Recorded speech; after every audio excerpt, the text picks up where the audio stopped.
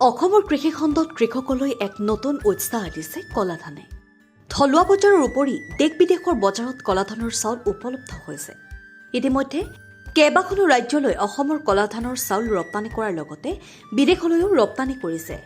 পূৰ্বে কলাধানৰ বিশেষ গুৰুত্ব প্ৰচাৰ হোৱা নাছিল যদিও বিজ্ঞান গৱেষণাত ইয়াৰ অভাৱনীয় গুণাগুণ প্ৰমাণ হোৱাৰ পাছত সমগ্ৰ বিশ্বতে ইয়াৰ ব্যাপক চাহিদা পৰিলক্ষিত হৈছে।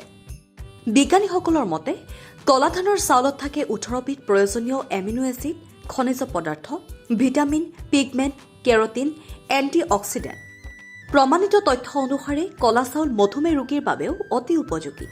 হৃদৰোগৰ পৰা সুৰক্ষা প্ৰদান কৰে। লিভাৰৰ ৰোগত উপযোগীও কলাধান। কলাধানে মেদবহুলতা হ্ৰাস কৰে, পাকস্থলীৰ ৰোগ নিৰাময় কৰে, কৰ্কট ৰোগৰ পৰাও সুৰক্ষা দিয়ে, তেজ বিশুদ্ধ কৰে, চকুৰ সুৰক্ষা দিয়ে, ছাল আৰু চুলিৰ বাবেও উপযোগী, হাঁপানি ৰোগ প্ৰতিৰোধী, সংক্ৰমণ প্ৰতিৰোধী আৰু মস্তিষ্ক সুৰক্ষাও প্ৰদান কৰে।